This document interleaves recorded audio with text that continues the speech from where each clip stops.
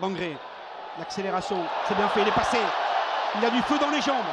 Le bon ballon, c'est bien. Gélabert essaie de se retourner, redonne encore. Le centre, pourquoi pas?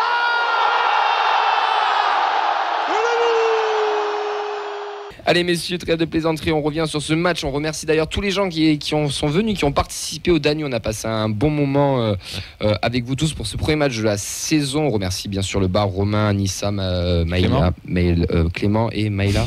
Maïla, pardon, excusez-moi. Toute l'équipe du Danube de nous avoir accueillis. On se retrouvera pour les prochains matchs à l'extérieur, donc ça sera Strasbourg de mémoire. Strasbourg. Ouais. C'est ça, ouais. Strasbourg. Mais là, on va parler de Nantes TFC. On va parler que du sportif. Déjà, avant qu'on nous pose des questions sur l'extra sportif ou ce qui s'est passé avant, on n'a pas forcément d'infos et on n'a pas envie d'en parler. Donc on n'en parlera pas. Ça veut dire NVDRS du coup Non, toujours pas, mais je cherche. J'espère avoir mon pass Indians. Mais voilà, on n'en parlera pas parce qu'on n'a pas d'infos et on veut pas. Chacun fait ce qu'il veut. De toute manière, ça a été communiqué. Ils communiqueront ce qu'ils veulent communiquer. La composition de notre Tous Football Club, on avait du reste, du Dessler, du Costa, de Nicolas Stein, Diarra, Siro Caceres, Jeanro, Abouklal, Dalinra, Soiseau, Begraoui, Magri, Schmitt et Kamenzi Shaibi sont rentrés. Mohamed ouvre le score dès la 12e minute sur un pénalty après une faute. Bon, on en discutera après, mais un peu bizarre. Abouklal légalise l'heure de jeu avec une blessure d'ailleurs de Lafont. Et Nicolas Sen vient délivrer nos violets à la 92e minute. Une victoire 2-1 qui fait du bien pour cette première journée. Messieurs, vous en avez pensé quoi de ce match? Je vais prendre la parole. Bah oui, je te regarde, c'est pour ça. Ouais. Merci de me regarder. Avec plaisir. Tu es beau, Nathan. Merci. Beau comme le match. Non, ce serait pas un compliment, ça. Tu es beau comme une Coupe de France. Alors, du coup, avec tous les changements opérés à l'intersaison, c'était un peu le match test au début. On avait quelques craintes. Jusqu'à nos 2 victoires en amical. On savait pas trop ce qui allait nous attendre. Et puis au final, on parvient à s'imposer dans un match qui n'était pas facile face à une équipe aussi qui avait soif de revanche. Après, il faut pas oublier la finale de Coupe de France. Ils avaient fait aussi une préparation. On a reçu la semaine dernière Mathis, le supporter nantais, qui nous disait que la préparation n'était pas non plus optimale pour commencer la saison dans de bonnes conditions. Donc ça donnait un contexte de match déjà pas évident. Donc après, dans le jeu, il y a des choses à revoir. Une première mi-temps que j'ai trouvé assez poussive. On a eu du mal dans la construction, à poser le jeu. On n'a pas trop aperçu le plan de jeu qui était mis en place en amical par Novell. Il y a un Nantes aussi qui était très agressif, qui poussait très haut. Donc c'est pas qu'on a fait une mauvaise première mi-temps, c'est juste que Nantes nous a bien quadrillés. Ils ont pris 2 jaunes en plus, je crois, en 20 minutes. Ils posaient vraiment les bases et voulaient montrer qu'ils étaient là, quoi. Première mi-temps, il n'y a pas grand-chose de bon à retenir côté TF. Et une seconde mi-temps un peu plus qualitative. Je trouve que le match en lui-même est globalement moyen. Mais on a pris l'ascendant sur Nantes dans la seconde mi-temps. Je pense surtout notamment au changement qu'ils ont fait avec l'entrée de Hadjam, le défenseur nantais, qui a ouvert pas mal d'espace. Après, on a trouvé la profondeur. On a aperçu le jeu qui a voulu être mis en place par Novell. Donc il y avait un peu plus de profondeur, il y avait un peu plus d'automatisme. Voilà. Après, dans l'ensemble, je suis pas sur le cul au niveau du jeu par rapport à ce que j'ai vu. Mais il fallait entamer par du positif. Merci, parce qu'on sait qu'il y a un calendrier assez difficile. On va enchaîner le PSG. Début septembre, on va à Lens, à Marseille. On a 2 matchs Europa League. Donc voilà, il fallait s'imposer. Et donc, bonne chose de faite. Mais moi, je vais rejoindre Nathan. Ce que tu as dit en première période, c'est vrai que tout simplement, les attaquants ont du mal à être trouvés aussi. Donc effectivement, on peut mettre au crédit de Nantes d'avoir bien défendu en première. Et c'est vrai qu'en deuxième période, j'ai l'impression qu'on gagne le match grâce forcément à la montée en puissance de nos violets, mais aussi au coaching un peu frileux de Pierre Aristouille, côté Nantes. J'ai l'impression qu'il jouait beaucoup plus bas qu'en première. Et finalement, dans ce genre de cas, quand tu gagnes que 1-0 et que tu joues 45 minutes en mettant le bus, au bout d'un moment, ça finit par craquer. Et c'est un peu stupide pour eux, mais ils l'ont bien cherché. Ils avaient le match en main. On les sentait pas non plus inquiétés. Nous, on a eu qu'une incursion par Caceres en première mi-temps, sans être, je l'ai dit, sans qu'on soit totalement mauvais non plus. Mais on les sentait quand même maîtres de leur match, Nantes. Et puis nous, comme tu le disais, dans la construction, avec Jean Rau aussi, dans ce rôle-là, il est très bon, il est présent partout, il se bat, il est combatif. Mais voilà, dans la construction et dans l'animation offensive, c'était le néant, quoi, dans l'axe du jeu. Est-ce qu'on n'a pas eu surtout une défaillance de technique, une première mi-temps très pauvre techniquement, mais là je parle des deux équipes, avec un match très haché aussi sur cette première mi-temps. Enfin, en tout cas, sur le live, on a beaucoup dit, je me souviens même avec Clément, où on disait mais voilà, c'est catastrophique. Enfin, toi qui l'as vu, enfin vous deux qui l'avez vu. Non, on a vu la première mi-temps, on a vu tout ce qui va nous manquer dans le nouveau système de jeu que veut imposer Novell. C'est-à-dire, il y a eu 0 mouvement. Techniquement, on a été très très faible. Et voilà. Donc, mais vu le contexte, c'est un premier match de championnat. Il y a toujours une pression particulière. Ça se met en place doucement et tout. On a vu aussi que c'est compliqué de faire jouer des gars à leur poste qui ne sont pas de prédilection. C'est-à-dire Soiseau, par exemple. Ouais. Donc, je jette pas la pierre parce que voilà, donc c'était un premier essai, ça reste un essai, donc il faut. Mais moi, je pense qu'il faut persister dans ce système-là. S'il arrive. Attends. Quel est le système que tu as vu? Parce que ça, c'est le vrai débat. C'est le vrai débat. Moi, qu'est-ce que tu as vu comme système? Moi, j'ai vu ce qui nous a manqué, donc avec un pressing assez haut que Nantes a cassé trop facilement, mais avec un peu plus d'envie, un peu plus de motivation, avec un poil de placement un peu plus précis. Quand ça sera bien huilé, ça peut faire mal, c'est-à-dire que tu récupères le ballon assez haut. J'ai vu un Jean Rau qui, pour moi, n'est pas un 10 et qui ne le sera pas. Donc, un 10 dans le sens de l'animation. Il manque de créativité. Voilà, donc ça, il ne l'a pas et je pense qu'il ne l'aura pas. Mais il la compense avec sa combativité. Mais du coup, tu le fais jouer à un poste avec des qualités qu'il n'a pas. Enfin, qui va demander des qualités qu'il n'a pas, quoi. Et tu l'as en fait peut-être dans les séquences, quand tu n'as pas le ballon, il est très important parce que c'est lui qui va être le premier à presser, mais quand on a le ballon, il manque ce petit...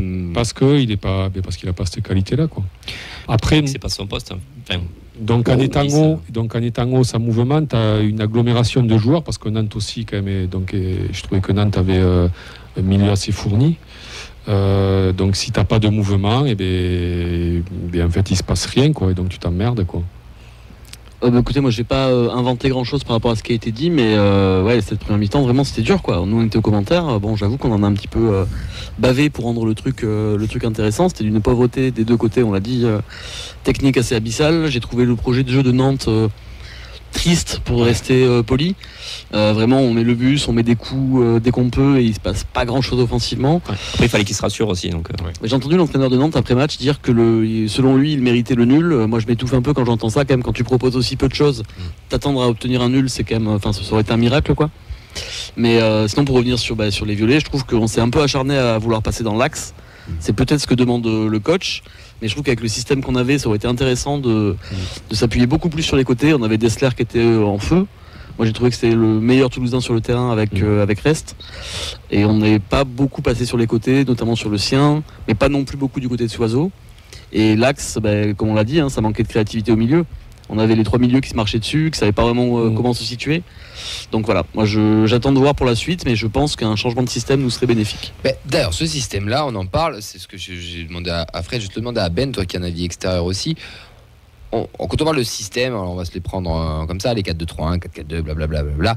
Là, en soi, pendant la prépa, de ce qu'on a vu, ça ressemblait à du 4-2-3-1, voire 4-4-2, et des fois avec ballon, avec une défense à 3 sur les derniers matchs.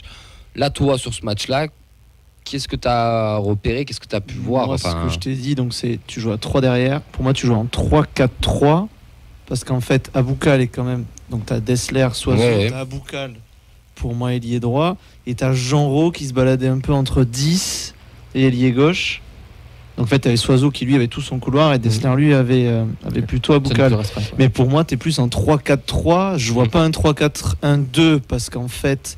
T'as pas Aboukal qui est collé à Dalinga dans l'axe, donc 3-4-3, du moins jusqu'à la sortie de Je vais être honnête avec vous, je pense qu'il y a un 4-2-3-1 de base, mais en fait, on est totalement hybride. Il y a une relance quand on a le ballon. Limite, il n'y a pas de système. Exactement. Quand on a le ballon, on a une relance à 3 par contre. Si Diarra était titulaire, c'était pour solidifier cet axe central avec un Diarra, Nicolaisen et Logan Costa qui étaient vraiment dans l'axe et qui étaient, on le voyait bien, ils étaient vraiment à 3 et du coup avec Soiseau, Dessler qui se projetait. Mais comme tu dis, à Boukla, il rentrait beaucoup intérieur, mais il partait du côté aussi. Donc je pense qu'il n'y a pas un système prédéfini. Je pense que d'ailleurs c'est ce qu'on va être habitué à voir. Et ça va nous casser un peu la tête aussi sur tout ça, mais c'est très hybride et je pense que c'est très Carles Nouvel aussi de faire ça, ces nouveaux coachs qui veulent du mouvement, de l'interaction et que justement qu'un ailier droit aussi peut devenir 10, que peut être peut-être ailier gauche, attaquant et que en fait qu'il n'y ait pas vraiment de poste et que ça soit un peu Costa aussi qui monte et qui fait le surnom au milieu. Oui, exactement. C'est vrai, un peu à la John Stones. Moi je pense que ça va être un système entre guillemets qui va demander d'être en forme optimale, donc en forme physique optimale, avoir une technique optimale, et puis faire ça sur toute une saison optimale. Donc ça se fait pas de suite. T'as un groupe après. Ouais, c'est effectif. Bon, la première mi-temps, oui, c'est pauvre, mais moi je pense qu'il y a des motifs quand même quand ça sera bien huilé, franchement, je pense que récupérer le ballon haut comme il faut, ça peut faire très très mal, quoi. On va y venir de ça en deuxième mi-temps. Moi, ma crainte par rapport à ça, c'est que j'ai l'impression, en tout cas pour l'instant, que c'est un système qui est très exigeant pour les milieux de terrain, et j'ai pas l'impression que ce qu'on a pour l'instant soit au niveau. Alors je sais pas si c'est une question de niveau ou une question d'habitude à jouer dans ce système-là, mais ça m'a semblé vraiment très très juste sur ce match-là. Il faut qu'ils assimilent aussi, c'est le premier match officiel, faut pas l'oublier. Ouais. On a des réactions, messieurs. Ouais, sur Twitch, on a Silver Phoenix 31 qui nous dit: je noterai sur ce match des décisions ambitieuses de notre coach, pas forcément les bonnes comme Soiseau devant, mais il a su s'adapter et changement gagnant, une équipe de caractère et pleine de ressources. Il manque maintenant l'expérience de jouer ensemble. On a Seb qui nous dit une victoire contre la Roma, une contre Nantes, jamais 203.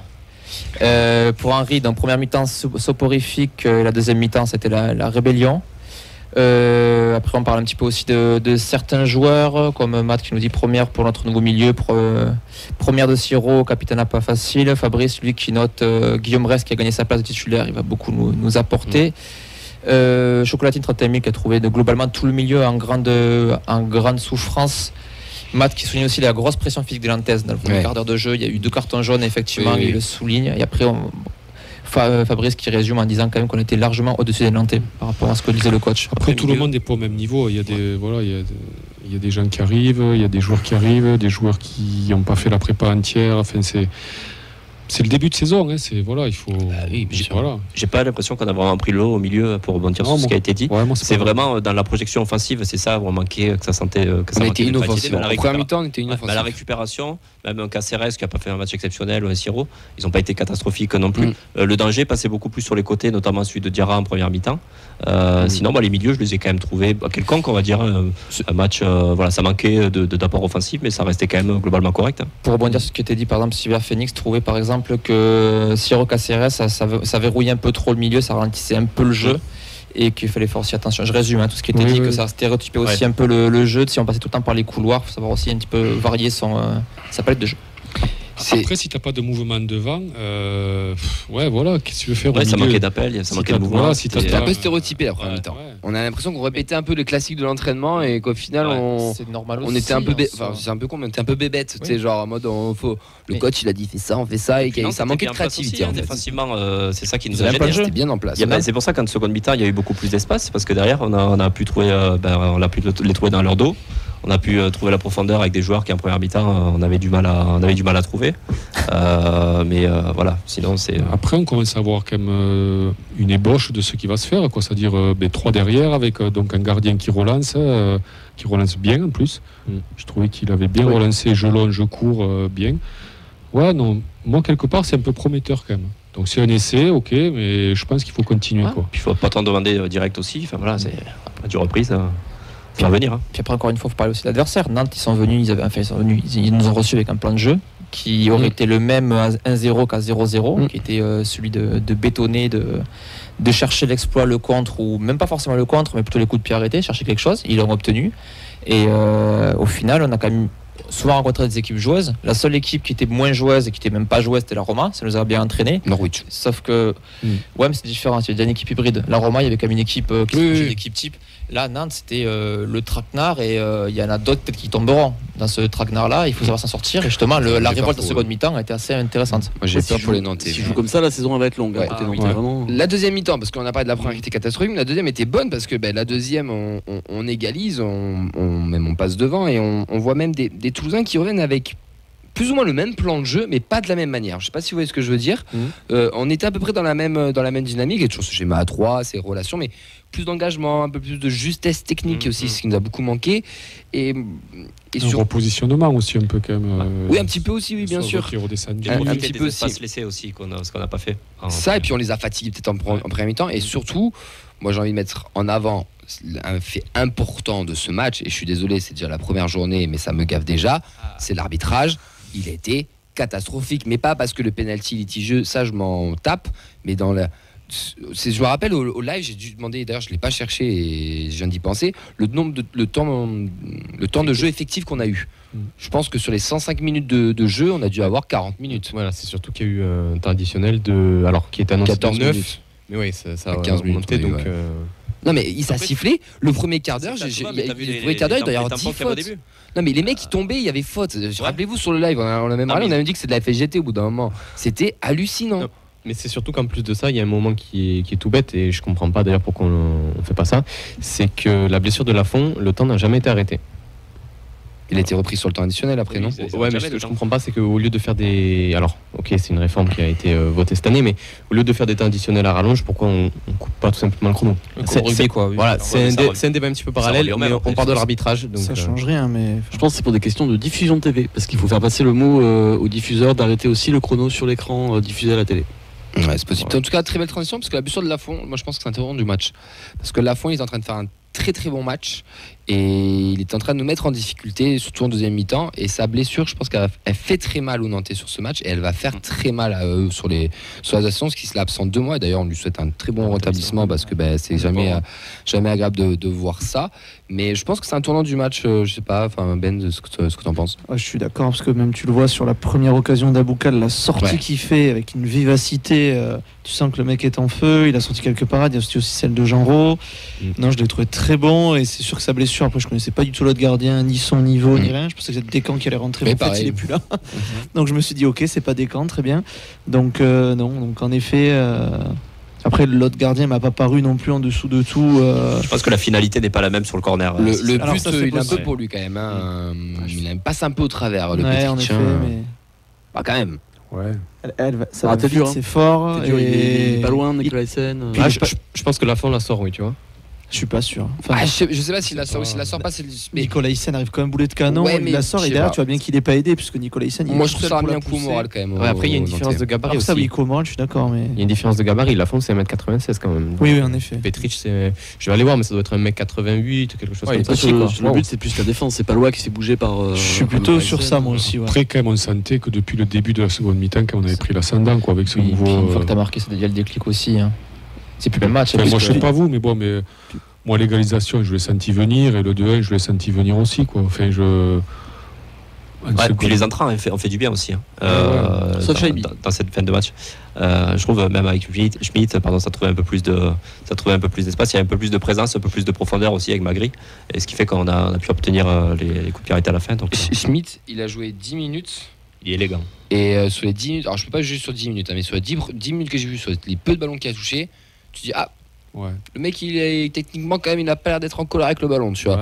Je sais pas ce que ça va donner, je n'en sais foutrement, je ne l'ai jamais vu jouer, je ne le connais absolument pas, mais sur les 10 minutes que j'ai vu, sur son toucher de balle, les petites remises en une touche de jeu, la manière dont il se positionne avec son corps, le fait de regarder, avoir ces détails, tu te dis putain, lui il sent un peu le foot quand même. Lui tu le vois, hop, il se déplace, il est toujours en train de se déplacer en fait. Ouais. Que ce soit en trottinant, en marchant ou en machin. À voir, après ça sera peut-être un gros flop. Il était un peu dubitatif au début. La force qu'on a sur le banc, certes, il y aura peut-être des départs. Il va y avoir, surtout à Chaibi, à Rouault peut-être. Mais ça montre qu'on a quand même la possibilité d'avoir des forces pour les fins de match. Il est beau le banc. On s'est passé de faire entrer des joueurs, on avait passé à Bangré pour débloquer le match. Bangré qu'on n'a pas vu au final. Ça prouve qu'on a plusieurs possibilités, quoi. J'ai Labert qui n'est pas rentré non plus. Et d'ailleurs, il y en a un qui était carrément absent.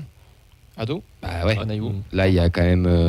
Je sais pas, qu'est-ce qui se passe avec Ado? Peut-être une mauvaise prépa, un mauvais entraînement. En tout cas, il n'était pas dans le groupe. Blessure diplomatique, peut-être. Peut-être. Il y a eu beaucoup de communication, en tout cas. Comment ? Ouais, je pense de niveau. T'as Magri qui est arrivé. On pense qu'il va partir du coup, Ado ? Ça faisait bien longtemps qu'il n'ait jamais été en groupe en tout cas. Oui. Il n'a jamais été, si je ne sais pas de bêtises. À part en blessure, c'est quand même un message assez fort, surtout qu'il fait la prépa, il marque de but. Enfin, de le mettre hors groupe après une journée, c'est vrai que ça envoie quand même un message assez fort. Ce qui peut le sauver, peut-être la blessure de Sissoko qui va un peu libérer une place. Alors peut-être pas pour lui, mais pour.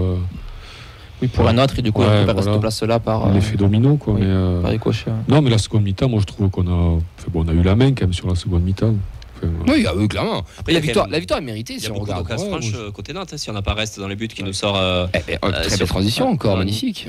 Je suis bon en transition, je suis pas milieu pour rien. Exactement. Mais on se rend compte au final, on a l'impression d'avoir marché sur Nantes en seconde mi-temps. Non. Alors qu'on se rend compte que c'est un match de gardien, puisque si le gardien sort pas le corner et que derrière ils mettent les. Ils en ont 3 ou 4 occasions franches en seconde mi-temps aussi. D'ailleurs, non mais. Heureusement que Reste fait le match qu'il fait. Mais d'ailleurs, si on cite. Je sais pas si cette année on fait top et flop. Mais après, ce sera après. Donc bon. Oui, chose que je disais aussi, c'est que Reste, après le péno, il te sort 2 gros arrêts. Et après ton deuxième but, il te sort aussi 2 gros arrêts. Il te tient dans le match complètement, quoi. C'est-à-dire qu'en fait, il te permet de garder le 1-0 et d'avoir un espoir de revenir. Et derrière, tu mènes 2-1, 95e, double occasion. Il est là. Franchement. Là, il m'a bluffé, c'est au niveau du jeu au pied. Quelqu'un en a parlé à un moment, mais le mec n'a pas fait une erreur, une sérénité assez bluffante pour un mec qui découvre le haut niveau. Il a eu une qualité de relance, moi j'ai trouvé, franchement, même c'est ce qui m'a marqué presque plus fortement que ses arrêts, quoi. Moi j'ai trouvé qu'il a fait vraiment un match très très très très très complet. Alors j'espère que sur la longueur ça restera. Il y aura des trous. Le dire. Il en a eu un d'ailleurs. Je n'avais pas remarqué que ça restera. Il en a eu un sur son petit jeu de pied à un moment où tu sens qu'il met du temps à prendre la décision. Il joue dans l'axe. Léger, quoi. Oui, après c'est léger, mais. C'est sûr que ses défenseurs n'hésitent pas à jouer en retrait sur lui et ça c'est toujours positif, quoi. Ce qui m'a marqué au-delà, c'est vraiment la position de leader qu'il a dans le leadership qu'il dégage, même dans le replacement. Quand il donne les consignes à la défense, le mec il a 18 ans et il est quand même il impose, quoi. On sentait qu'il était à l'aise et qu'il était moi il m'a vraiment rassuré, tu vois. C'est pas Anthony Loustalo, quoi. Par exemple, en termes d'âge, je te parle là, c'est vraiment le mec il arrive, il est il est témoin, j'en avais parlé la semaine dernière. Tu te rappelles quand on l'avait vu avec la N3, on l'avait déjà dit dans cette émission. Grosse prestance. C'est ce qui nous avait bluffé déjà, alors qu'il avait déjà que 17 ans à l'époque. Il leur parlait comme si c'était un daron, quoi. Il était programmé, quoi. Ah, mais il est programmé, clairement. Mais après, gardien, c'est ça, c'est que alors, si tu commences. C'est de la confiance quand même. Voilà, si on te chauffe dans un match, 1 arrêt, 2 arrêts, 3 arrêts, après c'est. Après t'es sur un nuage, quoi. Il y a eu un petit message subliminal du regard de Ben vers Vincent. ça promet des débriefs de match assez intenses. Non, mais si je tire les pénaltys que je les marque, ça mettra en confiance. Et après, voilà. Après, le chemin est long pour lui, c'est son premier match. Bien sûr, on va pas s'enflammer, mais c'est rassurant, ça fait plaisir de voir. Moi, j'ai une vraie question. On part sur le foot fiction, là, rien à foutre. Alors, la Coupe du Monde 2026, est-ce que vous y croyez ? Est-ce que si on est quand même honnête, les arrêts qu'il fait, ils sont quand même à plus ou moins sur lui. Il fait pas non plus des énormes parades. Mais est-ce que je te vois tortue de la tête. Il y en a une. Oui, je dis pas qu'ils sont faciles. Attends, je dis pas qu'ils sont faciles, mais ils sont quand même ils sont abordables pour un gardien de haut niveau. Est-ce que si on a Hogg dans les buts ou un autre ou même un Dupé, est-ce que vous pensez qu'on en prend un de plus ? Dupé, oui. Pas forcément, Dupé, son problème c'était quand même le jeu sur la ligne, on va dire, donc les sorties qui allaient pas, donc là c'est plus des arrêts qui étaient des sorties. C'était du réflexe, c'était sa qualité, son jeu sur la ligne. Non, je veux dire les sorties, pardon, pas sur la ligne, oui. Donc là pour le coup, non, c'est des arrêts, donc. Même au niveau du jeu au pied, je pense qu'on serait pas autant passé par Dupé qu'on est passé par Reste. Oui, par contre, oui, jeu au pied c'est autre chose, mais oui, mais sur le. Après maintenant, c'est encore une fois des modernes, donc ça part de derrière. Il a eu la même ferme, quoi. C'est déjà pas mal. Oui, et puis il fera des boulettes. Il va faire des boulettes. Ils en font tous. En tout cas, il a fait un très très bon match. Et même, il était même décisif dans ce match-là. Et c'est le deuxième d'affilée après la Roma et la Nantes. Et c'est bien pour la confiance, c'est bien pour lui.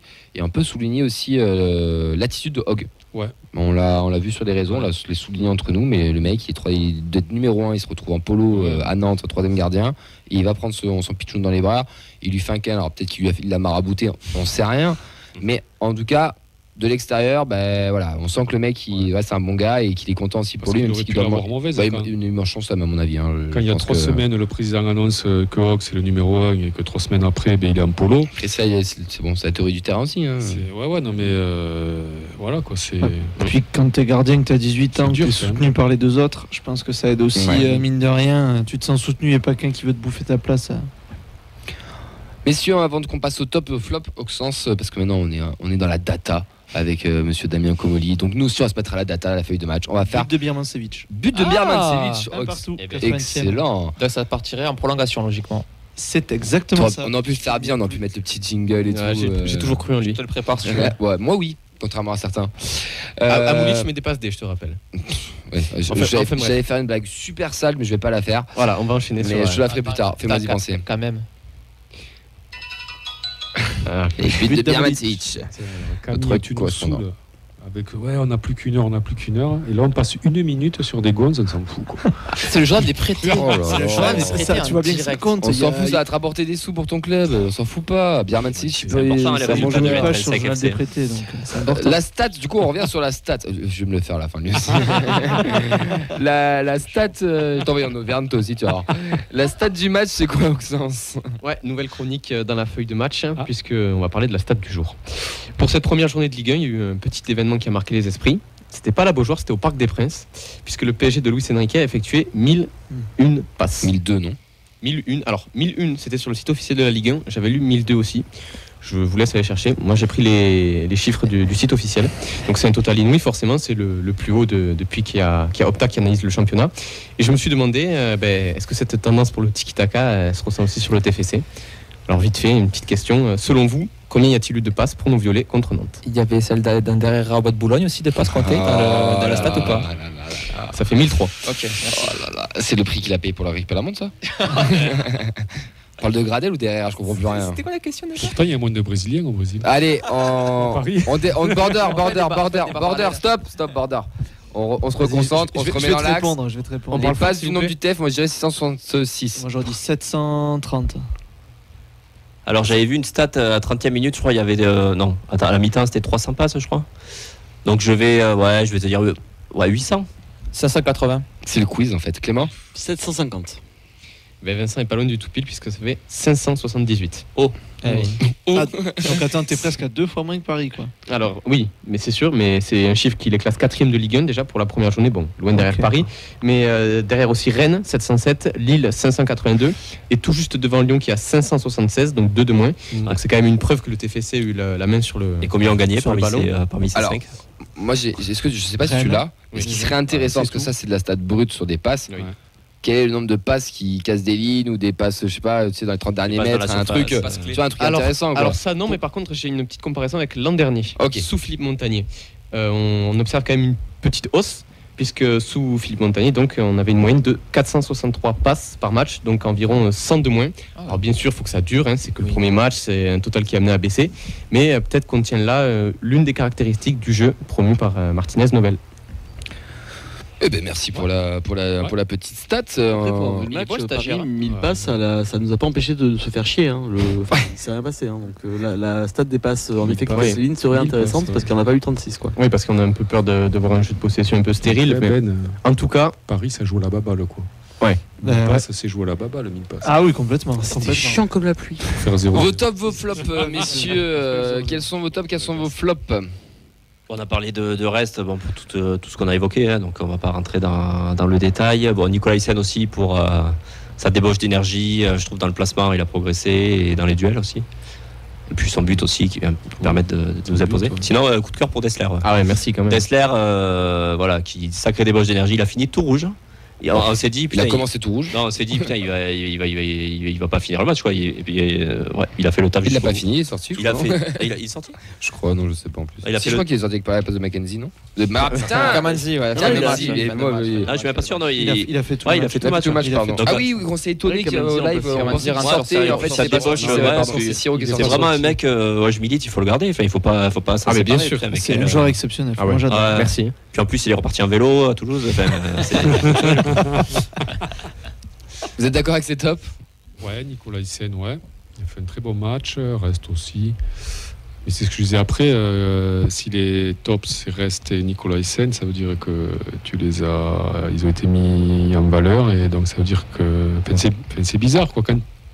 Quand le gardien est au top, ça veut dire que tu as subi des occasions quoi. À Bouclal, personne? Abouklal, Pas en top. non, pas Ah ouais en top. Ok. Non. Les encouragements. Ah, mais pourtant, Exactement. il marque, il fait des appels de ouf, il se crée des occasions, il Ah, débloque la la situation. Première mi-temps Ouais, compliquée. merci. là. Première mi-temps, il n'y a personne qui est bon. Oui, mais première mi-temps compliquée. Le but sauve un petit peu son début de match Je pense aussi, compliqué. ouais. Moussa Diarra, ça passe décisif, sauve un peu son match si tu veux. Abouklal, moi je trouve pas qu'il est. Enfin, je sais pas. Dessler, je suis d'accord, mais Abouklal, moi je trouve que ses appels de balles, ils sont vraiment tranchants. Il est toujours bien positionné. Il a fait beaucoup de débords. Dessler a fait un bon match aussi, parce qu'ils sont bien combinés avec Abouklal. Enfin, moi je trouve les deux vont ensemble. Pas assez pour être top encore. Putain, je vous suis êtes dur, d'accord, Vous ouais. êtes dur, vous Non, êtes. mais on je est trouve qu'on a un eu peu- un peu plus de mal à le trouver à Bouklal. Et c'est pour ça que je le mettrai pas dans les tops parce qu'on l'a vu, mais peut-être pas suffisamment. Vos flops. Comparé à un Tu Dessler. vois, là, il y a une occasion où. Ouais. Vos flops. Non, ouais, ok. Diarra. Flop. Diarra, Ouais, Diarra. Diarra cité pour par. changer de Diarra. Ouais, mais Diarra, Vas-y. ouais. Je vais dire Soiseau ailier. Que j'ai. C'est pas vraiment ailier. Ouais, On peut pas dire qu'il est piston. Si c'est 4-2-3-1, ouais, t'es censé. Oui, après, Ah, t'attaques il un est 4-3, 3-4-3. ouais, voilà. Ouais, C'était mais piston, après, il est Soso, beaucoup c'est son plus haut. poste. Hein. Alors, en amical, on disait que c'est une bonne idée aussi. Sur ce match-là, je ne l'ai pas trouvé. Je trouve qu'il a perdu les qualités qu'on aime chez lui quand il est vraiment un vrai piston ou un vrai ailier. Là, il est joué beaucoup plus haut. Puisque c'est Tu le fais en latéral gauche. Ouais, mais c'est Diarra Ouais, qui occupait son poste de Ouais. latéral. Donc, ouais. Axial gauche. Voilà. Ouais, sur les réseaux, j'ai quelques autres flops pour Black Cat Eye 9. J'ai Siro en flop, Diarra Bouklal moyen. Chocolatine 31 000, on a un flop, on a Caceres Siro et Abouklal malgré son but. Silver Phoenix qui nous cite de cite Diarra comme Ok, flop. bon bah. Jean Roux aussi, moi j'ai trouvé moyen. Je leur Très trouve moyen. que, Ah, moyen. Mettre flop. Jean Roux, il a 2 occasions, c'est dommage qu'il en mette pas une, quoi.